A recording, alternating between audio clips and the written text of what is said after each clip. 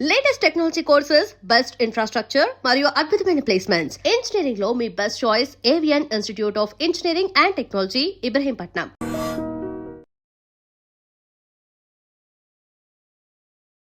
నమస్తే, నేను Kavitha. Welcome to I dream news and నిజాలు. భారతదేశ ప్రధానమంత్రి నరేంద్ర మోదీ ఇజ్రాయెల్ పర్యటనని ముగించుకున్నారు. 2 రోజుల పర్యటనలో భాగంగా అటు మంత్రివర్గంతో పాటుగా పార్లమెంట్లో కూడా ఆయన ప్రసంగించారు. దీంతో పాటుగా హెక్సగాన్ ఆఫ్ అలయన్స్ మీద సంతకాలు కూడా అవుతున్నాయి. దానికి సంబంధించి బోల్డ్ అని చర్చలు కూడా జరుగుతున్నాయి. బట్ పాకిస్తాన్ మాత్రం దాని మీద ఎందుకని అభ్యంతరం వ్యక్తం చేస్తోంది. ఇజ్రాయెల్ పర్యటన ముగియగానే భారతదేశానికి ప్రధానమంత్రి చేరుకుంటారు. వెంటనే కెనడియన్ పీఎంతో కూడా ఆయన భేటీ కాబోతున్నారు. అసలు ఏం జరుగుతోంది, ఎందుకని ఇంత మ్యాసివ్గా, ఇంత వేగంగా పర్యటనలు అనేవి జరుగుతున్నాయి? మనతో పాటుగా ఉన్నారు సీనియర్ జర్నలిస్ట్ సురేష్ కొచ్చతిల్ గారు. సార్ నమస్తే. సో 2 days పర్యటన అనేది ఇజ్రాయెల్లో చాలా ఫ్రూట్ఫుల్గా జరిగినట్టు తెలుస్తోంది. బెంజమిన్ నెతన్యాహు ఒక మాట అన్నారు, నాకు మిత్రుడి కంటే ఎక్కువగా ఆయన చాలా సోదరుడు అనేటువంటి ఒక మాట. కరెక్ట్. ఎందుకంటే ఇండియా ఇజ్రాయెల్ రిలేషన్షిప్ నిన్ననో మొన్ననో మొదలు కాలేదు. ఆల్మోస్ట్ ప్రధానమంత్రి మాట్లాడుతూ వాళ్ళ పార్లమెంట్ నెసెట్లో అన్నారు ఈ మాట.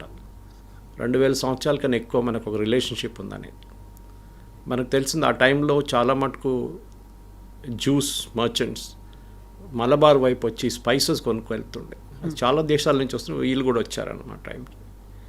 తర్వాత మనకు తెలిసిందే జ్యూస్ మీద జరిగిన అత్యాచారాలతోనే చాలా మటుకు ఈవెన్ సెకండ్ వరల్డ్ వార్ తర్వాత కూడా చాలా మటుకు జ్యూస్ పారిపోయారు అక్కడిక్కడి నుంచి. దానికన్నా ముందు ఫస్ట్ వరల్డ్ వార్లో కూడా వీళ్ళందరూ చాలామంది వచ్చి సెటిల్ అయిన ఒకటే కంట్రీ ఇప్పుడు కూడా ఇజ్రాయెల్ టెక్స్ట్ బుక్స్లో ఉంది. అది the only country to offer safe stay for juice was India అని ఒకటే దేశం. సో దాంట్లో చాలామంది ముంబై, కేరళ, దాని తర్వాత నార్త్ ఈస్ట్. ముంబై జ్యూస్ ఉన్నారు. దాని తర్వాత వాళ్ళు బగ్దాదీ జ్యూస్ కూడా అంటారు. వాళ్ళు కొంతమంది కల్కటాలో కూడా ఉంటారు. కొచ్చిన్లో జూ టౌన్లో సెటిల్ అయిన జ్యూస్ని కొచ్చినీ జ్యూస్ అంటారు. దాని తర్వాత నార్త్ ఈస్ట్లో ఉన్నది బెనే ఇజ్రాయలీ జ్యూస్ అంటారు వీళ్ళని. సో కోస్టల్ ఏరియాస్కి వచ్చి సెటిల్ అయ్యారు వాళ్ళందరూ. ఆ north east of course was not coastal, but they went to north east. తర్వాత లాస్ట్ ట్రైబ్స్ ఆఫ్ ఇజ్రాయెల్ అంటారు వీళ్ళని. సోలమన్ టైం నుంచి ఉందన్నమాట. సో ఏదో నిన్ననో మొన్ననో మనకి ఇజ్రాయెల్కి రిలేషన్షిప్ కాదు. ఇన్ఫ్యాక్ట్ అరబ్ కంట్రీస్తోన మనకి ఫర్ ఎగ్జాంపుల్ ఒమాన్ లాంటి రాష్ట్రాలతో ఉన్న సంబంధాలు, యుఏఈతో ఉన్న సంబంధాలు కూడా దానికి కొన్ని సంవత్సరాల తర్వాతే వచ్చింది. First we had ties with Israel. In fact Maharaja ఆయన పేరు మర్చిపోయాను, గుజరాత్ నుంచి ఉన్న జామ్నగర్ మహారాజా, ఆయన పోలిష్ పిల్లలకి ఆ టైంలో మన కాన్సన్ట్రేషన్ క్యాంప్స్ నుంచి, గ్యాస్ చేంబర్స్ నుంచి బయటకు వచ్చిన కొన్ని పిల్లలు ఎస్కేప్ అయ్యారు. వాళ్ళ అమ్మ నాన్న అంతా గ్యాస్ చేంబర్లో చంపేశారు జర్మన్ ఆర్మీ, హిట్లర్ వాళ్ళని. ఆ టైంలో వాళ్ళు పారిపోయి భారతదేశానికి వచ్చినప్పుడు ఒక స్కూల్ కట్టారు ఆయన. ఇజ్రాయెల్లో కూడా ఒక స్కూల్ కట్టారు తర్వాత. ఆయన స్టాచ్యూ ఒకటి ఇప్పుడు రీసెంట్లీ ఇజ్రాయెల్లో ఒక టౌన్లో ఇజ్రాయలీ గవర్నమెంట్ ఆవిష్కరించారు. దాని చాలా మటుకు మనకు సంబంధాలు చాలా ఉన్నాయి. సో మనకి ఏదో అండ్ వన్ కామన్ థింగ్ మనకి ఇజ్రాయెల్కి ఏంటంటే, మోదీ గారు చెప్పారు కూడా, ఇజ్రాయెల్ రికగ్నైజ్ చేసిన రోజే మోదీ గారు పుట్టారు. భారతదేశం సెప్టెంబర్ 17th, 1950. తో ఈ సెలబ్రేషన్ భారతదేశానికి ఇజ్రాయెల్కి మీరు అర్థం చేసుకోవాలి. మనం ఎంతో ప్యాలెస్టైన్తో తిరిగినాం చాలా మటుకు.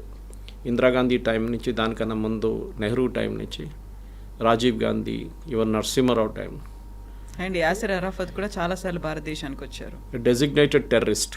సరే, one man's freedom fighter is another man's terrorist అంటారు. మీరు హఫీజ్ సయీద్ గురించో లేకుంటే వీళ్ళ గురించి అనేటప్పుడు ఇజ్రాయలీ అథ్లీట్స్ని చంపిన వాళ్ళు ఇదే పాలెస్టైనియన్ టెర్రరిస్ట్. మ్యూనిక్ ఒలింపిక్ గేమ్స్లో మన అందరికి తెలిసిందే. ఎల్ఆల్ ఎయిర్క్రాఫ్ట్ హైజాక్ చేసింది ఒకసారి, వీళ్ళు ట్రై చేశారు. దాని తర్వాత పానామ్ హైజాక్ చేశారు. ఎయిర్ ఫ్రాన్స్ హైజాక్ చేశారు. ఉగాండాకి తీసుకెళ్ళిన ఆపరేషన్ అప్పుడు రెస్క్యూ చేశారు, ఆపరేషన్ థండర్బోల్ట్. సో ఇజ్రాయెల్ అనేది ఒక రాష్ట్రం మనలాగానే ఎప్పుడు చూసినా వాళ్ళ మీద టెర్రరిస్ట్ దాడి నడుస్తూనే ఉంటుంది. భారతదేశానికి కూడా అదే ఉంది. మోదీ గారు అదే అన్నారు, we face the same thing. మీ మీద అప్పుడు జరిగిన 4 సంవత్సరాల ముందు జరిగిన October 7th అటాక్ హమాస్ నుంచి, ఆ అటాక్ లాగానే మా 26/11 కూడా అట్లనే ఉంటాయని చెప్పి మోదీ గారు రిమైండ్ చేస్తారు. దాంట్లో హబాద్ హౌస్ మీద ముంబైలో దాడి చేసి అక్కడ కూడా టెర్రరిస్ట్ దిగారు చూడండి. వాళ్ళు చాలా క్లియర్గా టార్గెట్ చేసుకున్నారు పాకిస్తానీ టెర్రరిస్ట్.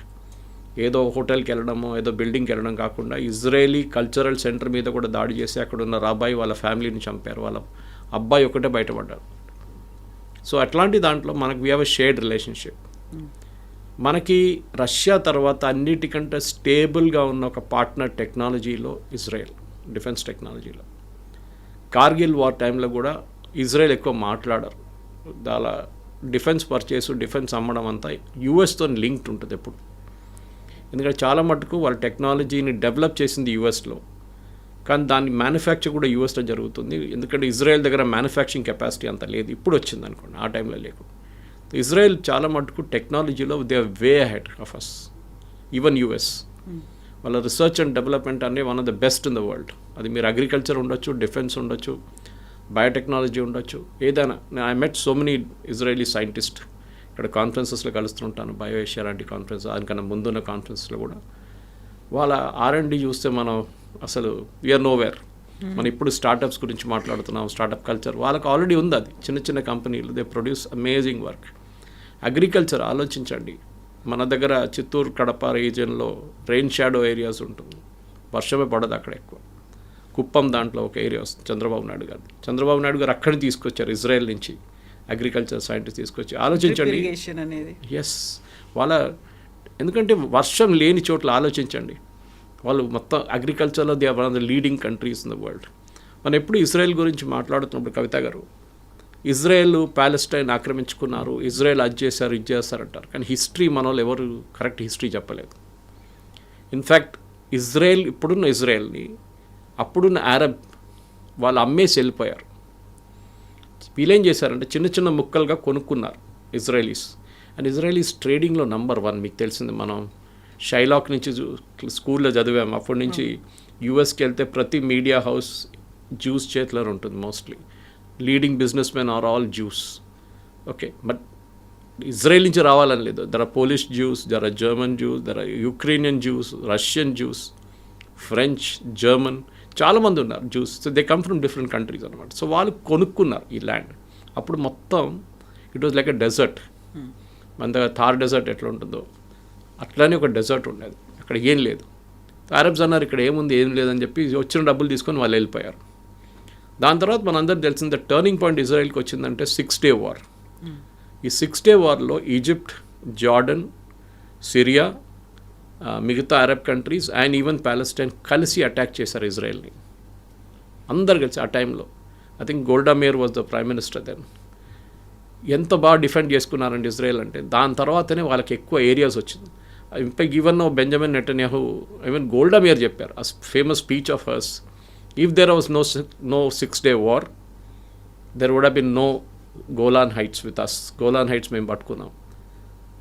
ఇప్పుడు రాదు ఇట్లాంటి చాలా మటుకు ఏరియాస్ జార్డన్ దగ్గర ఉండేసి ఇప్పుడు కూడా మనం అర్థం చేసుకుంటలేం. ఇజ్రాయెల్ కన్నా ఎక్కువ ప్యాలెస్టీనియన్ టెరిటరీ ఎవరి చేతిలో ఉందంటే one is Egypt, other is Jordan. వీళ్ళు ఆక్యుపై చేసుకున్నారు చాలా మటుకు ప్యాలెస్టీనియన్. వాళ్ళు మాట్లాడలేదు దాని గురించి. ఈ 6 Day Warలోనే ఇదంతా బయటకు వచ్చింది. ఎందుకంటే గోలాన్ హైట్స్ ఒకవైపు పట్టుకున్నారు వీళ్ళు, ఒకవైపు వెస్ట్ బ్యాంక్ వైపు నుంచి వీళ్ళు కాన్కర్ చేసుకున్నారు కొంచెం ఏరియా ఇజ్రాయెల్. ఇజ్రాయెల్కి ఎక్స్పాన్షనిస్ట్ మోడ్ అనేది ఒక టైంలో ఉండే, కానీ ఇప్పుడు ఇజ్రాయెల్ ఏంటంటే మాకు ఒక రికగ్నిషన్ కావాలి, అది భారతదేశం నుంచి వచ్చిందన్నమాట. భారతదేశం ఒకటే కాదు, మీకు గుర్తుంటుంది అబ్రహాం అకార్డ్ అని చెప్పి అరబ్ దేశాలతోని ఒక పీస్ ఒప్పందం చేయడానికి ఇజ్రాయెల్ చాలా కష్టపడి యూఎస్తో సహా ఆల్మోస్ట్ సైన్ చేశారు. యూఏఈతో సైన్ చేశారు. El Al aircraft landed in UAE. Exactly ఒక వారం తర్వాత ఈ October 7th అటాక్ జరిగింది. ఎందుకంటే సౌదీ అరేబియా సంతకం పెట్టడానికి రెడీగా ఉన్నారు అబ్రహాం అకార్డ్లో ఏంటంటే బేసిక్లీ మీ స్టేట్ ఆఫ్ ఇజ్రాయెల్ రికగ్నైజ్ చేస్తున్నారు. 2 State సొల్యూషన్ అంటే ఇజ్రాయెల్ అండ్ ప్యాలెస్టైన్ వీళ్ళిద్దరూ విల్ బి సపరేట్ కంట్రీస్ అన్నమాట. కానీ అరబ్స్కి అప్పుడు ఒక ప్రాబ్లం, ఇప్పుడు కూడా ఉన్న ప్రాబ్లం ఏంటంటే చాలా మటుకు మన దగ్గర అంటారు సౌదీ అరేబియాకి ప్రాబ్లం లేదు, యూఏఈకి ప్రాబ్లం లేదు, బహ్రెయిన్కి ప్రాబ్లం లేదు, ఖత్తర్కి ప్రాబ్లం లేదు, ఒమాన్కి ప్రాబ్లం లేదు. కానీ మన దగ్గర ఉన్న ఇక్కడ ఉన్న Indian Union Muslim, Jamaat-e Islamic problem that Israel has no right to exist. Sorry, Israel has a right to exist. Israel Palestinian territories పట్టుకున్నారు కాదు, ఈ టెరిటరీ కొనుక్కున్నారు. మేము ప్రూఫ్ ఇచ్చాను చూడండి మీకు. వాళ్ళ దగ్గర ప్రూఫ్ ఉంది that they bought the land from Arabs. ఇది ఆ టైంలో ఈవెన్ ఆయిల్ కూడా కనబట్టలేదు ఎక్కువ. మనకు 70s తర్వాతనే ఆయిల్ బూమ్ స్టార్ట్ అయింది వెస్ట్ ఏషియాలో. ఇట్లాంటి పరిస్థితుల్లో ఇజ్రాయేలీస్ కష్టపడి వాళ్ళ దేశాన్ని కాపాడుకున్నారు. కానీ వాళ్ళ మీద చాలా టెర్రరిస్ట్ అటాక్ జరుగుతున్నాయి. ముందు మీకు గుర్తుంటుంది, car bomb was very common, suicide bombing. దాని తర్వాత వాళ్ళు కొన్ని సెక్యూరిటీ మెజర్స్ డెవలప్ చేశారు. ప్రతి ఇజ్రాయేలీ సిటిజన్ ఈజ్ ట్రైన్డ్. 18 కాగానే they have to join the army compulsory. Army అంటే ఆర్మ్ ఫోర్సెస్. 3 సంవత్సరాలు పనిచేసిన తర్వాత దాంట్లో కొంతమందికి వాళ్ళు జాబ్స్ ఆఫర్ చేస్తారు. And Israeli pilots, Israeli army, Israeli navy are the best in the world. US కూడా అంగీకరిస్తారు. వాళ్ళు ఎయిర్ ఫోర్స్, మీరు మన నస్రుల్లాని చంపడమో కానీ, ఇరాన్లో వెళ్ళి చంపడం కానీ, దాని తర్వాత జరిగిన చాలా మటుకు ఈవెన్ ఖతార్ మీద జరిగిన అటాక్, ఇదంతా ఇరాన్ మీద జరిగిన అటాక్ అంతా ఇజ్రాయేల్ ఎయిర్ ఫోర్స్ చేస్తారు చాలా మటుకు. And they are the best in the world, దాంట్లో డౌట్ లేదు. వాళ్ళకి చాలా మటుకు హార్డ్వేర్, ఎయిర్క్రాఫ్ట్ మ్యానుఫ్యాక్చరింగ్ కెపాసిటీ వాళ్ళ దగ్గర లేదు. ఆ హార్డ్వేర్ అంతా ఇట్ కమ్స్ ఫ్రమ్ యుఎస్. యుఎస్కి ఎప్పుడు ఎంత వ్యతిరేకించినా కానీ ఇజ్రాయేలీ పాలసీస్ యుఎస్కి ఇజ్రాయెల్తో ఉండాల్సిందే. బికాజ్ దే నో ఒక కౌంటర్ బ్యాలెన్సింగ్ ఉండాలంటే వెస్ట్ ఏషియాలో ఇజ్రాయెల్తోనే ఉంటుంది. ఎందుకంటే మీరు చూడండి, Jordan ruled by a family, Saudi Arabia ruled by family, UAE families, Qatar families, Bahrain family, Oman family. అంత డెమోక్రసీ లేదు ఆ ఏరియాలో ఎక్కడ. And Israel is got a democracy. వాళ్ళకున్న ప్రాబ్లమ్స్ వాళ్ళకు ఉంది. బెంజమిన్ నెటన్యాహు మీద కరప్షన్ అలిగేషన్స్ చేస్తారు, అది చేస్తారు. కానీ ఒక మాట గుర్తుపెట్టుకోవాలి మనం, వీళ్ళందరూ వాళ్ళ దేశం మీద ఎప్పుడైనా ఏదైనా అటాక్ జరిగితే, ఎవరైనా దాడి చేస్తే ఆపోజిషన్ పార్టీస్తో సహా వీళ్ళందరూ కలిసి నిలబడతారు. ఒకే వాయిస్. వాళ్ళ ఆపోజిషన్ లీడర్ ఇప్పుడు కూడా వార్ క్యాబినెట్లో ఉన్నారు. They have got a cabinet, war cabinet with prime minister Netanyahu's heading. అది వాళ్ళకి ఆప్షన్. మన దగ్గర చూడండి, ఇవాళ రాహుల్ గాంధీ అంటున్నాడు మోదీ నన్ను భయపడి ఇజ్రాయెల్కి వెళ్ళిపోయాడు. అరే ఇజ్రాయెల్ విజిట్ 6 నెలల ముందు డిసైడ్ చేశారా నాయన, ఇప్పుడు కాదు. Is international visits are all decided 6 months 8 months in advance. ఇదో నన్ను భయపడి ఇజ్రాయెల్కి పారిపోదు. ప్రియాంక వాద్రా ఇంకా మోదీ గారు అక్కడ వెళ్ళి గాజా మీద జరుగుతున్న జెనోసైడ్ గురించి మాట్లాడతారని ఒక్క మాట లేదు. 1200 మహిళల్ని, వాళ్ళ భర్తల్ని, పిల్లల్ని చంపిన ఈ హమాస్ టెర్రరిస్ట్ ఒక్కడే కాదు, మీరు గుర్తుపెట్టుకోండి. కిడ్నాప్ చేసి తీసుకెళ్ళేది టెర్రరిస్ట్ కాదు, సివిలియన్స్ చేశారు గాజా నుంచి. వాళ్ళు పట్టుకెళ్ళారు వీళ్ళని. దాంట్లో ఎంతోమందిని లాస్ట్లో 51st బాడీ ఇప్పుడే దొరికింది. ఇజ్రాయెల్కి ఏంటంటే, ఇజ్రాయెల్ సరే వాళ్ళ డిఫెన్స్ పాలసీ మనం దాంట్లో ఇంటర్ఫియర్ చేయలేము. But end of the day మనం అక్నాలెడ్జ్ చేయాల్సి ఏంటంటే they have a right to exist. So మనం దాని నుంచి చాలా లెసన్స్ ఉంది మనకు నేర్చుకోవాల్సింది. కానీ అన్ఫార్చునేట్లీ మన దేశంలో ఆపోజిషన్ పార్టీస్ ఎప్పుడు గవర్నమెంట్ వ్యతిరేకంగానే ఉంటారు. పాకిస్తాన్ దాడి చేస్తే కూడా రాహుల్ గాంధీ అంటాడు ఎన్ని ఎయిర్క్రాఫ్ట్ పోయింది చెప్పండి. అరుణాచల్ ప్రదేశ్లో చైనీస్తో పోరాటం చేసి మన సోల్జర్స్ని కొట్టారని చెప్తారు రాహుల్ గాంధీ. నార్త్ ఈస్ట్లో చేస్తే అదే అంటారు. ఎక్కడ చూసినా అంతే. కానీ ఇజ్రాయెల్లో it is not like that. ఇప్పుడు ఇజ్రాయెల్ దగ్గర నుంచి మనకు, and that's irony of it Kavitha గారు, first Indian prime minister to visit Israel is Narendra Modi. Narendra Modi గారు ఎప్పుడు వచ్చారు? 2014లో ఎలక్ట్ అయ్యారు. దానికన్నా ముందు ఒక్క ఇండియన్ ప్రైమ్ మినిస్టర్ కూడా ఇజ్రాయెల్కి వెళ్ళలేదు. బికాజ్ మన Israel is the right to exist అని మనం యాక్సెప్ట్ చేయలేదు. మోదీ గారికి ఆ ప్రాబ్లం లేకుండే.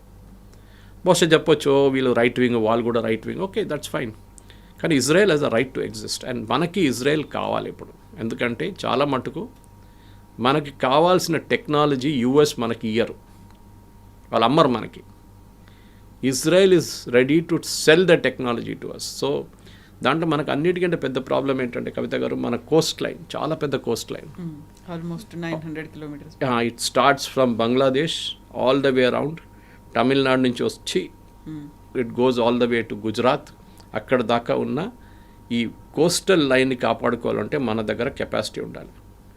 సో అదే మెయిన్ అనమాట. సో ఇండియా ఇప్పుడు చేస్తున్న డిఫెన్స్ దాంట్లో డీల్స్లో ఒకటి, మన డోమ్, ఐరన్ డోమ్ అని చెప్పి వాళ్ళ దగ్గర they have a beautiful capacity. మనం చూసుంటాం. అది అక్కడ హూతీలు మిసైల్ ఫైర్ చేసిన, ఇరాన్ మిసైల్స్ ఫైర్ చేసిన, ఈవెన్ హమాస్ మిసైల్స్ ఫైర్ చేసిన వాళ్ళ దగ్గర ఒక ఐరన్ డోమ్ ఉంది. Which even US does not have today. ఇప్పుడు యూఎస్ అంటున్నా మేము గోల్డెన్ డోమ్ పెట్టబోతున్నాం అని చెప్పి ప్రెసిడెంట్ ట్రంప్ పెద్ద గొడవ చేశారు చూడండి గ్రీన్లాండ్ ఇష్యూ వచ్చినప్పుడు. ఇప్పుడు మన దగ్గరికి ఈ సేమ్ ఐరన్ డోమ్ని ఇజ్రాయెల్ మనకి ఆ టెక్నాలజీ ఇవ్వడానికి రెడీగా ఉన్నారన్నమాట. సో దీంట్లో మనం గుర్తుపెట్టుకోవాల్సిందంటే ఐరన్ డోమ్కి 3 కాంపోనెంట్స్ ఉంటుంది, 3 లెవెల్స్ ఆఫ్ డిఫెన్స్ ఉంటుంది అన్నమాట. ఒకటి డేవిడ్ స్లింగ్ అని ఉంటుంది. డేవిడ్ స్లింగ్ ఏంటంటే మీడియం రేంజ్ మిసైల్స్ని హ్యాండిల్ చేస్తుంది. అది 300 కిలోమీటర్ దాకా ఉన్న డ్రోన్స్ని మిసైల్స్ని హ్యాండిల్ చేస్తుంది. సో మనకి పాకిస్తాన్ వైపు నుంచి ఆ ఇష్యూ ఉంది. చైనా వైపు నుంచి అంత ప్రాబ్లం లేదు, ఎందుకంటే చైనా యాక్టివ్గా మన మీద దాడి చేయలేదు. లాస్ట్ 60 తర్వాత ఎప్పుడు చేయలేదు. పాకిస్తాన్ రెగ్యులర్గా చేస్తుంటారు. ఇప్పుడు ఒక third front Bangladesh open up అయింది మనకి. అక్కడి నుంచి కూడా రేపు దాడి జరగవచ్చు మన మీద. But we can easily defend our self. Bangladesh అంత పెద్ద ఇష్యూ కాదు. సో డేవిడ్ స్లింగ్ టెక్నాలజీ మనకి ఇవ్వబోతున్నారు. అది కాకుండా డేవిడ్ స్లింగ్ ఐరన్ డోమ్లో మనకి ఇంటర్సెప్ట్ మిసైల్స్ని 4 నుంచి 70 కిలోమీటర్ దాకా ఉన్న షార్ట్ రేంజ్ రాకెట్స్ని కాపాడుకుంటుంది అనమాట. సో దీన్ని కాకుండా మనకు కావాల్సిన మెయిన్ ఏంటంటే మనకి యారో మిసైల్స్ అని ఉంటుంది ఇజ్రాయెల్ దగ్గర, which is basically an American technology. కానీ ఇజ్రాయెల్ దాన్ని డెవలప్ చేసి మాడిఫై చేసుకున్నారు. ఆ టెక్నాలజీ కూడా మనకి ఇవ్వడానికి రెడీగా ఉన్నారు ఇజ్రాయెల్. సో 3 కాంపోనెంట్స్ అనమాట, David Sling, Arrow and Iron Domes. ఈ ఐరన్ డోమ్లో ఈ మొత్తం టెక్నాలజీ మనం తీసుకొస్తే మన కంప్లీట్ కోస్టల్ ఏరియా మనం హ్యాండిల్ చేసుకోవచ్చు. అది చాలా ఇంపార్టెంట్, ఎందుకంటే మనకి ఇంత పెద్ద కోస్ట్ లైన్ ఉన్నప్పుడు డెఫినెట్గా వీ హ్యావ్ టు, ఎందుకంటే మనకి మీరు చెప్పినట్ల ఆల్మోస్ట్ 15,000 అనుకుంటా, 15,000 నుంచి 16,000 దాకా మనకి ల్యాండ్ బార్డర్స్ ఉన్నాయి. Starting from Pakistan to China across to Bangladesh towards Myanmar. 15,000 kilometres. ఇది మీరు ఫిజికలీ డిఫెండ్ చేయాలంటే చాలా కష్టం.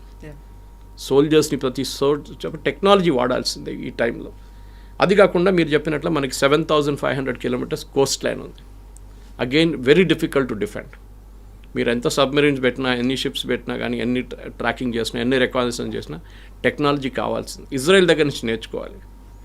ప్రతి చోట్ల మన మనుషులు పెట్టలేము, మనం టెక్నాలజీ వాడుకోవాలి. So this technology Israel is ready to sell to us. అది కాకుండా మిగతా మిసైల్స్ కూడా మనకు చాలా మట్టుకున్నాయి. ఫర్ ఎగ్జాంపుల్ నేను అది ఎల్బిట్ అనే ఒక ఇజ్రాయలీ కంపెనీ ఒకటి ఉంది, వాళ్ళ దగ్గర కూడా ఒక రఫాల్ ఉంది. But it is Rafael, not Rafale of France. It's a different company. వీళ్ళ దగ్గర కూడా ఒక ఐరన్ బీమ్ డెవలప్ చేశారు. దాంట్లో ఐరన్ బీమ్ ఏంటంటే ఇట్స్ లైక్ ఎ లేజర్. ఇప్పుడు మనం S-400 వాడుతున్నప్పుడు రష్యా దగ్గర తీసుకున్నప్పుడు ప్రతిసారి ఇది ఫైర్ చేస్తున్నప్పుడు it cost millions. So but అంత ఖర్చు చేయాలన్నా వద్దా అని ఆలోచించాల్సి వస్తుంది. అటువైపు నుంచి ఒక డ్రోన్ వస్తుందో లేకుండా మిసైల్ వస్తున్నప్పుడు S-400 అక్కర్లేదు. యారో విల్ టేక్ కేర్, మన దగ్గర ఉన్న ఆకాష్ విల్ టేక్ కేర్, చూసుకుంటుంది అది.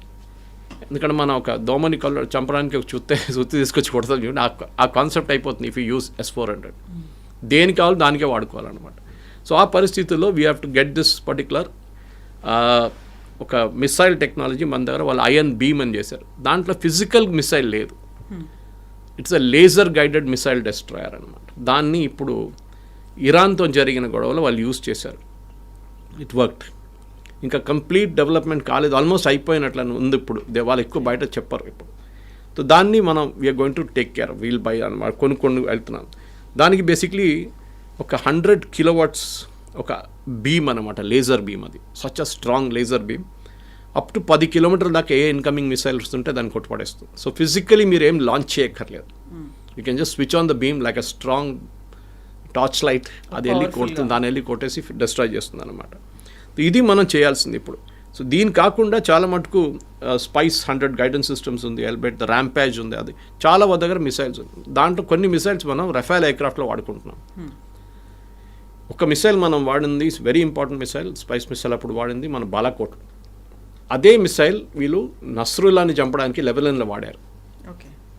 అదేం చేస్తుందంటే ఇట్ విల్ బేసిక్లీ డ్రిల్ చేసుకుంటుంది. Suppose terrorist sitting in the second floor, tunnel కానీ అండర్ గ్రౌండ్, ఈవెన్ సెకండ్ ఫ్లోర్లో కూర్చున్నాడు. బిల్డింగ్ ఏమో 6 అంతస్తుల బిల్డింగ్ ఉంది. But you know the terrorist groups are sitting second floor. అంటే ఇది డ్రిల్ చేసుకుంటూ వెళ్ళిపోతుంది. 6 to 5, 5 to 4, 4 to 3, 3 to 1 వచ్చి మళ్ళీ ఇంప్లోడ్ అవుతుంది. ఎక్స్ప్లోడ్ కాదు, ఇట్లా ఇంప్లోడ్. అంటే లోపల ఉన్నది మీకేం దొరకదు, బోన్స్ కూడా దొరకదు. ఇట్లా జస్ట్ ఎవాపరేట్ చేసేస్తారు వాళ్ళని. అంత పవర్ఫుల్ బాంబ్. దానికోసం నస్రుల్లాని అట్లని చెప్పి, నస్రుల్లా చనిపోయినప్పుడు అలా Lebanese army very clearly said ఆయన మీద ఒక ఇంజరీ కూడా లేదంట బాడీ మీద. ఈ జస్ట్ డైడ్ ఆఫ్ షాక్. అంత టెక్నాలజీ ఇజ్రాయెల్ దగ్గర ఉంది. సో మనం కూడా అది వాడాల్సింది. సో మనకి ఇజ్రాయెల్తో ఎంత ఈ ఆపోజిషన్ పార్టీస్ ఆబ్జెక్ట్ చేసినా కానీ ఇక్కడ ఓట్ బ్యాంక్ పాలిటిక్స్ మన అందరికి తెలుసు. వీళ్ళకి గాజా వాళ్ళకి కేరళ ఎక్కడుందో, లేకుంటే పాలస్తీనియన్ వాళ్ళకి కేరళ ఎక్కడుందో, లేకుంటే ఇండియన్ యూనియన్ ముస్లిం లీగ్ ఎవరో, జమాతే ఇస్లామీ ఎవరని వాళ్ళకి ఏం తెలియదు. వాళ్ళు పట్టించుకోరు కూడా. మన వాళ్ళకి ఎక్కడ లొల్లి ఎక్కువ. All eyes on Rafah, save Gaza. Pahalgam జరిగినప్పుడు none of the film stars in Kerala tweeted about it. ఒక్కరు కూడా చేయలేదు. కానీ గాజా మీద దాడి చేసినప్పుడు save Gaza, save children, save లేడ్ ఉమెన్, మన అందరు తెలిసిందే దీస్ ఆర్ టెర్రరిస్ట్ని టెర్రరిస్ట్ లాగానే చూసుకోవాల్సి వస్తుంది మనం. సో ఇప్పుడు సరికొత్తగా ఒక ప్రతిపాదన వచ్చింది, హెక్సగాన్ ఆఫ్ అలయన్స్ అనేది. సో 6 యాంగిల్స్లో దీన్ని కూడా మేము ట్యాకిల్ చేయబోతున్నాము అనేది. బట్ దాన్ని పాకిస్తాన్ ఎందుకు అబ్జెక్ట్ చేస్తుంది? పాకిస్తాన్ అంతా ఏకమైంది, వాళ్ళు ఒక రిజల్యూషన్ కూడా పాస్ చేశారు, we're opposing this hexagon of alliance అనే దాన్ని. హెక్సగాన్ ఆఫ్ అలయన్స్ అనేది ఇజ్రాయెల్ మోదీ గారు వచ్చే ముందే లాంచ్ చేశారు. I think it was 20th ఎక్కడో లాంచ్ చేసినది. దీంట్లో ఏంటంటే ఇండియా, గ్రీస్, సైప్రస్, కొన్ని Arab countries, African countries against Shia and Sunni adversaries. ఇప్పుడు మీకు ఆన్సర్ వచ్చేసింది. సున్నీ దేశాలు చాలా ఉన్నాయి, షియా ఒక్కటే ఇరాన్. షియా అండ్ సున్నీ దాని మీద, టెర్రరిస్ట్ గ్రూప్ మీద, అడ్వర్సరీస్ మీద ఒక డిఫెన్స్ మెకానిజం డెవలప్ చేయడానికి హెక్సగాన్ అని చెప్పి ఇజ్రాయెల్ తీసుకొచ్చిన కొత్త కాన్సెప్ట్. దీంట్లో యూఎస్ లేరు. Why Greece and Cyprus? చాలా ఇంపార్టెంట్. మనకు తెలిసింది టర్కీ గ్రీస్ అండ్ సైప్రస్ మీద ఎప్పటి నుంచో దాడి చేసి కొన్ని ఏరియాస్ కూడా ఆక్యుపై చేసుకున్నారు. దానికోసం మోదీ గారు అక్కడ వెళ్ళినప్పుడు ఒక డిఫెన్స్ ప్యాక్ట్ సైన్ చేశారు. దానికే ఎర్దోగాన్ కోపం వచ్చి పాకిస్తాన్తోని వాళ్ళ రిలేషన్షిప్ డెవలప్ చేసుకుంటున్నారు. గ్రీస్కి టెక్నాలజీ లేదు, వాళ్ళ దగ్గర అంత పెద్ద ఆర్మ్ ఫోర్సెస్ లేరు. సో ఇజ్రాయెల్ ఏం చెప్పారంటే రేపు మీరు మీద ఎవరైనా దాడి చేస్తే మేము చూసుకుంటాం. ద ఐరన్ ఈస్ నేటో కూడా అంత హెల్ప్ చేయదు గ్రీస్ని, సైప్రస్ని, ఎందుకంటే నేటోలో టర్కీ కూడా ఉన్నారు. సో ఇజ్రాయెల్ ఏమన్నారంటే ఇప్పుడు we will take care of you, మేము మిమ్మల్ని చూసుకుంటాం, మీ సెక్యూరిటీ మా దగ్గర ఉంది. సైప్రస్ చాలా ఏరియాస్ టర్కీ చేతిలో ఉంది, టర్కీ ఆక్యుపై చేసుకున్నారు. ఈవెన్ గ్రీస్ మీద కూడా ఉంది చాలా మటుకు. అట్లాంటి పరిస్థితుల్లో రేపు టర్కీ ఒక్క కాల్ ముందు పెట్టినా కానీ India and Israel will be there to guard, చూసుకుంటారు వాళ్ళ డిఫెన్స్ మెకానిజం. అది మనకు చాలా పెద్ద ఒక ఫుట్ స్టెప్. ఎందుకంటే మనకు యూరోప్లో ఒక ఎయిర్ ఫోర్స్ బేస్ కావాలంటే రేపు సైప్రస్ లేకుంటే గ్రీస్ మనకి ఇస్తారు. అది విచ్ మనం ఇప్పుడు కళల్లో కూడా ఆలోచించలేము. అది అట్లాంటి ఒక రిలేషన్షిప్ మనం డెవలప్ చేస్తున్నాం. సో ఈ హెక్సగాన్ అని రాగానే న్యాచురలీ పాకిస్తాన్ దాంట్లో లేదు.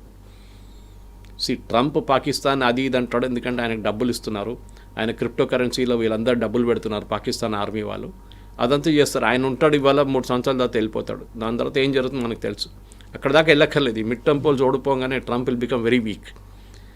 కానీ ఇజ్రాయెల్కి ఏంటంటే ఈ లాంగ్ టర్మ్ ఆబ్జెక్టివ్ వాళ్ళు చూస్తున్నారు. కవిత గారు, లాంగ్ టర్మ్ ఏంటి? ఇప్పుడైతే గాజా ఇష్యూ సార్ట్అవుట్ అయిపోయింది మోర్ ఆర్ లెస్. నెక్స్ట్ ఏంటి? ఎక్కడి నుంచి దాడులు రావచ్చు రేపు? It can be Qatar, Pakistan. ఎందుకంటే ఈ అరబ్ నేషన్స్లో అందరి దాంట్లో ఇస్లామిక్ నేషన్స్లో ఒకటే నేషన్ దగ్గర న్యూక్లియర్ అసెట్స్ ఉంది, అది పాకిస్తాన్. అది ఇజ్రాయెల్కి డౌట్ ఉంది, వీళ్ళు ఎప్పుడైనా అమ్ముకుంటారు ఈ టెక్నాలజీ సౌదీ అరేబియాకో లేకుంటే ఖతార్కో లేకుంటే ఎవరికైనా వీళ్ళు అమ్ముకుంటారు డబ్బుల కోసం. డబ్బులు లేవు వాళ్ళ దగ్గర. ఇవ్వాలే $2 బిలియన్ యుఏఈ నుంచి తీసుకున్న లోన్ది రోల్ ఓవర్ చేశారు. అంటే మీరు తర్వాత కట్టండి రా అని చెప్పేసి వాళ్ళు అగ్రీ చేశారు యుఏఈ. ఆ పరిస్థితిలో ఉన్నారు పాకిస్తాన్. రేపు మిసైల్స్ ఇచ్చేసి nuclear tip missiles, nuclear technology అమ్ముకొని పాకిస్తాన్ డబ్బులు సంపాదిస్తారని ఇజ్రాయెల్కి ఎప్పుడు డౌట్ ఉంటుంది. సో దానికోసం మనం ఒక వైపు నుంచి, ఇంకొక వైపు నుంచి ఇజ్రాయెల్, అరబ్ కంట్రీస్ పేరు చెప్పట్లేదు, డెఫినెట్లీ యుఏఈ ఉంటుంది దాంట్లో, డౌట్ లేదు. ఎందుకంటే మీకు గుర్తుంటుంది సొమాలీ ల్యాండ్ అని చెప్పి ఆఫ్రికాలో ఒక చిన్న పోర్షన్ ఉంది. చాలా మటుకు ఒక 2-3 నెలల ముందు I think we also spoke, మన ఛానల్ కూడా మాట్లాడాము మనం. Somaliland was a part of Somalia ఒక 32 సంవత్సరాల ముందు దాకా. వాళ్ళు దాని తర్వాత సపరేట్ అయిపోయారు. సొమాలియాలో మీకు తెలుసు టెర్రరిస్ట్ అటాకు, దాని మీద అటాకు, దీని మీద అటాక్ నడుస్తున్నాడు. వేరే సొమాలీ ల్యాండ్ కంప్లీట్ డెమోక్రసీగా మారిపోయి with strong judicial system in spite of Islamic కంట్రీగా ఉంటే కూడా వాళ్ళు చాలా మటుకు ఇజ్రాయెల్తోని వాళ్ళు రిలేషన్షిప్ డెవలప్ చేసుకున్నారు. ఇన్ఫ్యాక్ట్ వాళ్ళని ఇవ్వాల దాకా మనం కూడా అంగీకరించలేదు Somaliland as a country, even UN కూడా. కానీ ఫస్ట్ కంట్రీ ఒక 6 వారాలు 8 వారాల ముందు first country to recognize Somaliland was Benjamin Netanyahu, Israel. మేము మిమ్మల్ని అంగీకరిస్తున్నాం, మిమ్మల్ని ప్రొటెక్ట్ చేస్తాం. ఎందుకు? సొమాలీ ల్యాండ్ ఇటువైపు కూర్చున్నప్పుడు గల్ఫ్ ఆఫ్ రెడ్ సీ వైపు అటువైపు ఈస్ హూతీస్ యమన్లో. సో ఇజ్రాయెల్ నుంచి వార్షిప్స్ పంపించి, ఇజ్రాయెల్ నుంచి ఎయిర్క్రాఫ్ట్ పంపించి అటాక్ చేయక్కర్లేదు 3000 కిలోమీటర్లు. They will put them in Somaliland. అక్కడి నుంచి వితిన్ 10 నిమిషాలు అటాక్ చేయవచ్చు హూతీస్ని. ఈవెన్ హూతీస్ మిసైల్ ఫైర్ చేశారు ఇజ్రాయెల్ వైపు, వితిన్ 10 నిమిషాలు వీళ్ళు అడ్డుకోవచ్చు. ఇక్కడే డేవిడ్ స్లింగ్ అక్కర్లేదు, ఐరన్ డోమ్ అక్కర్లేదు. సో ఇది చాలా ఇంపార్టెంట్. సో ఇజ్రాయెల్ ఏం చేస్తున్నారంటే వాళ్ళు కూడా ప్రతి చోట్లలో వాళ్ళ ఇన్ఫ్లుయెన్స్ యూస్ చేస్తున్నారు. అండ్ అరబ్ కంట్రీస్కి చాలా బాగా తెలుసు కవిత గారు దట్ ఈ అరబ్ కంట్రీస్ దగ్గర డబ్బులే ఉన్నాయి, వాళ్ళ దగ్గర టెక్నాలజీ కానీ కనుక్కుంటారు, వాళ్ళ సొంతంగా తయారు చేసే కెపాసిటీ వాళ్ళ దగ్గర లేదు, అది ఇజ్రాయెల్కే ఉందన్నమాట. సో డెఫినెట్గా ఇజ్రాయెల్ వాళ్ళ ఫుట్ ప్రింట్ ఎక్స్పాండ్ చేస్తున్నారు. ఇప్పుడు రేపు అడ్వర్సరీస్ ఎక్కడి నుంచి రావచ్చు, నేను పాకిస్తాన్ గురించి చెప్పాను చూడండి. Next is Qatar, very dangerous. మూడవది ఇరాన్ ఇప్పుడు క్వైట్గా ఉన్నారు, కానీ ఏ రోజు వాళ్ళు మళ్ళీ ఒకసారి ట్రంప్ కొంచెం లూజ్ చేయగానే వాళ్ళు మళ్ళీ మొదలు పెడతారు వాళ్ళు. అండ్ వాళ్ళ దగ్గర కూడా న్యూక్లియర్ అంబిషన్స్ ఉంది, వాళ్ళ ఎన్రిచ్మెంట్ ప్లాన్స్ ఉన్నాయి. దాని ఒకసారి సద్దాం హుసేన్ స్టార్ట్ చేసినప్పుడు ఇజ్రాయెల్ ఒక అటాక్ చేశారు, చాలా మంచి అటాక్ ఉండేది. Even Pakistan Kahuta nuclear plant మొదలుపెట్టినప్పుడు Israel offer to bomb it, finish చేసేస్తామని చెప్పారు. ఇవాళ పాకిస్తాన్ దగ్గర న్యూక్లియర్ మిసైల్స్ లేకపోతుండే, కానీ వాళ్ళు ఒకటే రిక్వెస్ట్ అడిగారు, మా ప్లేన్లు పఠాన్కోట్ వైపు అంబాలా వైపు వచ్చి రీఫ్యూయల్ చేయాల్సి వస్తుంది, మాకు ఇంత దూరం నుంచి వస్తున్నా, ఆ టైంలో రీఫ్యూయలింగ్ ట్యాంకర్స్ లేదు వాళ్ళ దగ్గర ఎక్కువ. Indira Gandhi said no. దానికోసం Pakistan became a nuclear nation. Otherwise ఇవాళ పాకిస్తాన్ అసలు న్యూక్లియర్ అసెట్సే లేకపోతుండే పాకిస్తాన్ దగ్గర. Israel was ready to destroy. Saddam Hussain ఎట్లా చేశారో, లిబియాలో ఎట్లా చేశారో, పాకిస్తాన్ కూడా చేస్తే సంగీత రాస్తారు. సో ఓవరాల్గా మనం చూస్తే ఇండియాకి చాలా మంచి ఒక రిలేషన్షిప్ ఇప్పుడు ఇజ్రాయెల్తోని. First prime minister to visit Israel ఒక 7 సంవత్సరాల ముందు మోదీ గారు వెళ్ళినప్పుడు, నెతన్యాహు గారు ఇక్కడికి వచ్చారు. ఈసారి first Indian prime minister to address the Knesset, వాళ్ళ పార్లమెంట్. ఇది అందరికీ దక్కదండి ఇదంతా, ఇది చాలా ఇంపార్టెంట్. దానికోసం పాకిస్తాన్ ఈ హెక్సగన్ ఆబ్జెక్ట్ చేస్తారు. అది కాకుండా India middle east economic corridor అని ఒకటి ఉంది, మీకు గుర్తుంటుంది. That starts from India, ends in Haifa. Haifa is a port in Israel, మనకు తెలుసు. అండ్ హైఫాతోని చాలా మంచి సంబంధం ఉంది ఇండియాకి హిస్టారిక్లీ. ఇజ్రాయలీ టెక్స్ట్ బుక్స్లో హైఫా గురించి మాట్లాడుతున్నప్పుడు ఇండియన్స్ గురించి Dalpat Singh, you the commander of that. ఆయన లీడ్ చేసిన ఫస్ట్ వరల్డ్ వార్లో లీడ్ చేసిన బ్రిటిష్ ఇండియన్ ఆర్మీని హైఫాని ఒటమన్ టర్క్స్ దగ్గర నుంచి క్యాప్చర్ చేసుకున్నారు.